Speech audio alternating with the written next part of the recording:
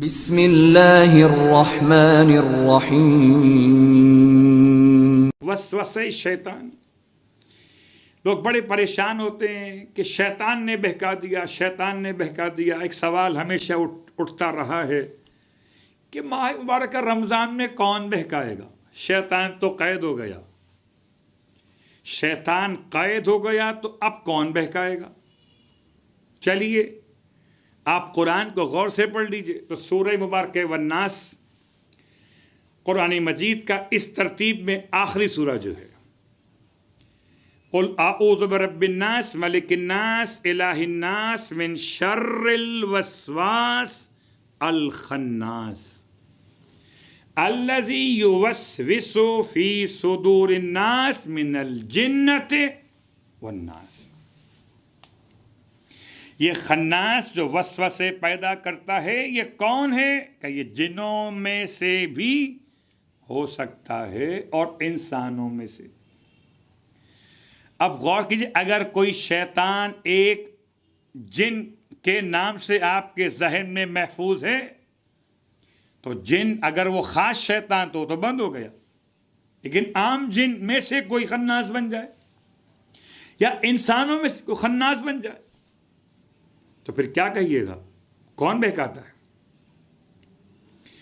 اور میں اس سے پہلے بھی بارگاہ علی رضا سے اس بات کو بیان کر چکا، پھر دوہرا دیتا ہوں کہ ماہ مبارکہ رمضان میں شیطان کا وسوسہ، تو شیطان دو قسم کے، ایک جنوں میں سے ایک انسانوں میں سے۔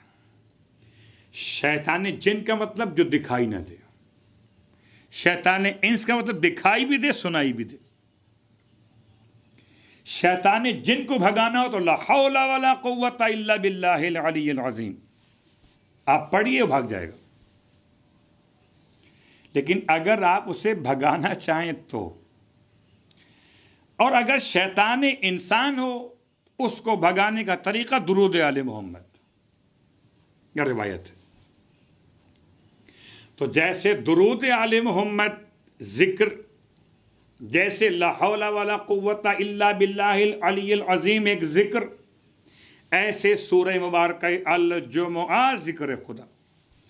امام فرماتے من قرأہا لیلا او نہارا فی صباحہ او مسائہ امنا من وسوسۃ الشیطان، تو وہ انسان شیطان کے وسوسوں سے امن میں رہتا ہے۔ جس کو پرابلمس ہوں وہ نوٹ کر لے، یاد کر لے، سورہ مبارکہ جمعہ جب وسوسے پریشان کریں شیطان کی طرف سے تو پڑھ لے۔ وَغُفِرَ لَهُ مَا يَأْتِي فِي ذَلِكَ الْيَوْمِ إِلَى الْيَوْمِ الثَّانِي۔ اللہ اکبر۔ آج کی حد تک بات مکمل ہوئی تقریباً، اور خداوند عالم اس کے گناہوں کو بخش دیتا ہے اس سورے کی تلاوت کی برکت سے۔ فی ذالک الیوم، جس دن اس نے پڑھا اس کو، اس سے لے کر الی الیوم الثانی، عجیب جملہ ہے، آنے والے کل کے دن تک، آج کے دن سے لے کر آنے والے کل کے دن تک۔ اب ایسا بھی نہ ہو کہ انسان یہ سوچ کر منصوبہ بندی کرے کہ مولانا نے اچھی بات بیان کر دی، اب تو میں کل غیبت کروں گا، اس سے پہلے آج رات میں سورہ جمعہ پڑھ لوں گا، تو غیبت تو لکھی نہیں جائے گی۔ انما الاعمال بالنیات، یاد رکھیے، نیت المومن خیر من عملہ، یاد رکھیے اس بات کو۔